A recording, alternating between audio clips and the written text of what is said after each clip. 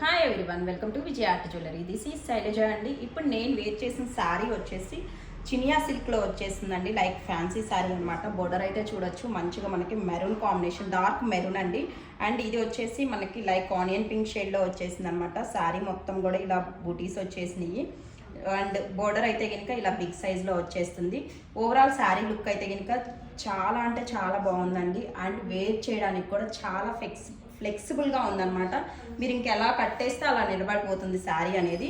And దీనికి పళ్ళు అయితే కనుక చూడొచ్చండి, మనకి జస్ట్ కింద ఇలా ఇచ్చేసారనమాట. డార్క్గా నీట్గా వచ్చేసింది పళ్ళు అనేది, లైక్ దిస్.